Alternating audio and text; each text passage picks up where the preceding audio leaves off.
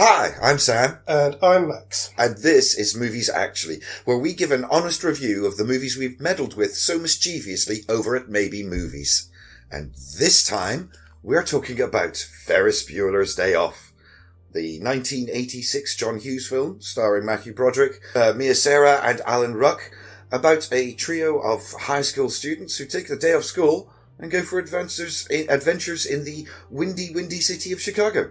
Didn't see this at the cinema. I think I saw it when it came out on VHS. Same. So probably early 1987. It's a summer movie for me, at least in my memory. I remember watching it in the summer. I mean, I was racking my brains trying to think when I saw it. And I've got a sneaky feeling that I watched it one day while I was off school sick. Fair enough. But I couldn't tell you whether that was 87 or possibly early 88. Oh, okay. One of the two. Yeah, fair enough. So not too long after. So I don't know about you, but this is, at least in my memory, this is the first meta film I have ever encountered, where characters broke the fourth wall and the narrative made sense metatextually rather than actually logically. Yes. That was very badly phrased up. Folks. But you know what he means. Just the little asides, the direct address to the camera, the looks at the camera. I mean, the bit when camera goes, "I'm dying," and then Ferris rings him up and says, "You're not dying, you're just..." Exactly. I'm trying to think, I can't think of anything else that would have seen prior to that, but those little bits do really make the film stand out. It throws you straight into it within the first 5 minutes. Oh yeah, it's a very simple setup, straight into it. John Hughes wrote the screenplay in a week and didn't really bother doing any rewrites, so what we get in the film is near enough his first draft. Good job. Good job. With apparently quite a bit of expert editing, because the final runtime of the original cut was 2 hours and 45 minutes. You know, that does not surprise me. It did feel like that there are bits and pieces missing from the story. Well, when we were watching it, there's a bit quite near the start that I noticed Principal Rooney's ripped his trousers, like up the middle. Oh, right, yeah. But you never see him actually do that. Oh! So I was trying to think, is that a bit there where there might have been a deleted scene? I thought you were talking about his torn pants leg. No, right, no, right. He's right up the middle there. I think it is as he's crawling in through the dog flap. I suppose it could be, but obviously, yes, a missing scene. Right, well, if it was 2 hours and 45 minutes, there's quite a few missing scenes. Yes, yeah, absolutely. But the cast itself are fantastic. Yeah, they all seemed very comfortable. Their chemistry together is really good. Yeah. I think the main two, Alan Ruck and Matthew Broderick, yeah, they'd worked together previously on Broadway. That would make so much... Yes, that makes so much sense, yes.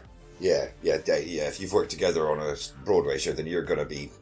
There's some bonding going on. Absolutely. It's one of those ones... I have a lot of memories of it and of the implications of the film. Again, as I said, I'm not 100% sure when I first saw it. I said I'm pretty sure I was at high school and I happened to be off sick. And it's probably one of those pure serendipity things. I think my brother got it out of the video store or something. Yeah. And then it just happened to be lying around while I was off sick. Okay, right. So I watched it. It's had a bit of a resurgence recently, hasn't it? It has, yes. Well, it's a good movie. It is a good movie. And it doesn't suffer from the things that date so many 80s movies. Not nearly so much. You know, even the hairstyles and clothing choices are a bit more subdued and under control than might be expected from other 80s movies. So I can see why it's got a greater longevity that way. Yes, I'm not sure though. And Jeannie's outfit is a bit out there. Well, that's true. But there's only so much 80s you can avoid. Of course. Especially in a movie about high school kids. Yes. But it's also, I think John Hughes said that it's his kind of love letter to Chicago. The whole film is about going to Chicago for the day. Mm-hmm. It's ostensibly Ferris Bueller was doing all these other things, but really it's about a trip to Chicago. It's about a trip to the big city and taking in the sights. And sights and sounds, really, isn't it? You know. Which is kind of odd because over the past couple of days, I've been rewatching a few episodes of the series of Kolchak. Okay, yes. Which is set into the series in Chicago.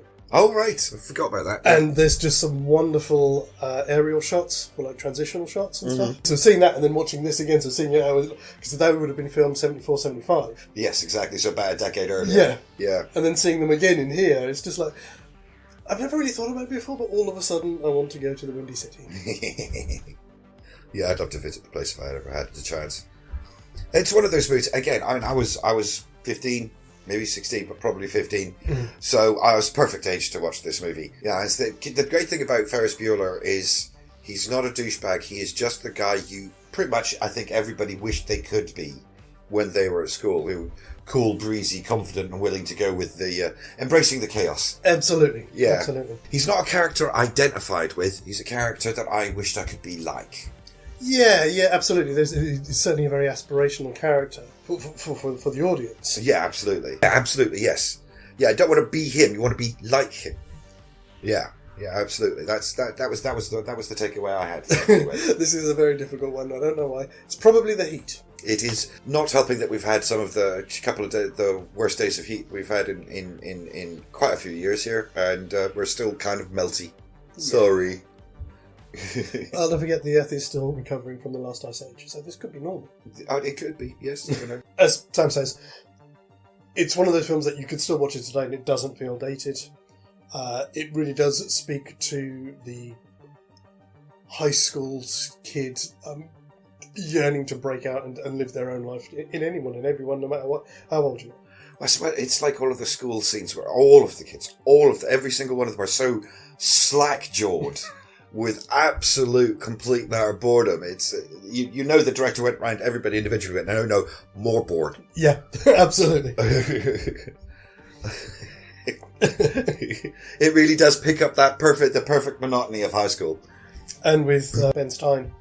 Yes. The teacher, yeah. It's just again, as you said, I'm sure so in an interview. Yeah, it's kind of, it has made him immortal. It has. It's funny, really, because for years he was just that guy. They went Bueller, and then you find out that he wrote speeches for Nixon and all kinds of stuff. It's amazing.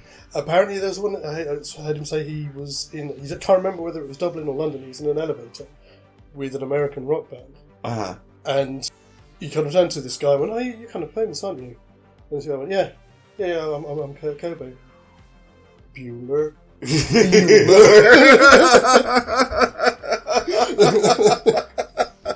All right. Yeah, that's an endorsement there. Did you know Alan Rock was 29 when he filmed it? 29? Really? I mean, I know none of those people are actually teenagers. They never are, even in the best of movies. Mia Sara was. She was 18. Was she really? Yeah. Oh, right. Okay. Well, there you go. I would not have taken it for 28. 29. Oh my god. Yeah. Even worse. Nearly 30. Yes. Apparently that was his first film. Oh, right. He'd only done stage before that. Mind you, if you've done Broadway, it's, it's a bit of a, yeah. It's not like he just came from the Little Leagues. No. So when we did it on the show, it was a fun one to do. And again, crossing it with Fight Club, as we did, which, go back and watch. See. It makes perfect sense. I mean, have you got anything else you want to say about it? Oh, not really. Good, clean fun that you can watch over and over again for the fine details in the background. Thumbs up from me. Absolutely. As what was it? I saw an article somewhere. There was a columnist apparently at the time said of it, something like it was the most moviest of movies. Oh no, it encapsulates everything that's best in the movies. Excellent escapist fun, or words to that effect. Yeah, absolutely. And that's what it is. Yeah. Don't take it too seriously. I had heard somewhere that there was room or talk recently of doing a sequel. But the sequel was going to be Ferris having to get Cameron out of the nursing home that he's in for one final day out. Oh, well, that might be something.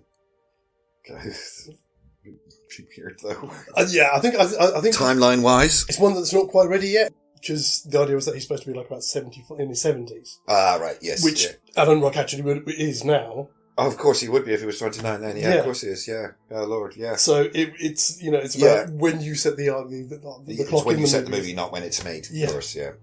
which the other two being about 60 odd is about the right time. Yeah, that could work. That Should could do. work. I'd be up for that. I don't know about Definitely. you, but I'd buy that for $1. Yeah, we haven't got to that one yet.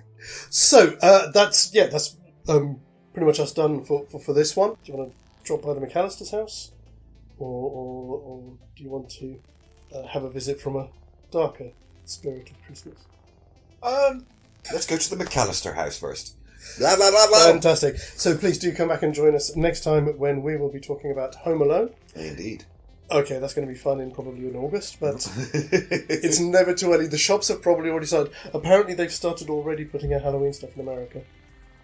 Which I was like, no! Don't ruin it! You've got to wait until at least the end of October. Well, I don't know. I like the long run August. up to Halloween, the opportunity to get more decorations, because I like getting exuberant things, so having more time to acquire stuff is good. I was just a bit worried about it going the way that Christmas does, where you get everything 3-6 months early, and it kind of makes the whole thing feel jaded, and we don't want Halloween to feel jaded. Well, that's true. But of course, in the UK, you barely get a month of Halloween stuff anyway. So This is true. I'll take any bonus I can get when it comes to getting things early. Anyway, yes, we shall see you next time. Take care. As always, guys, TTFA. Bueller.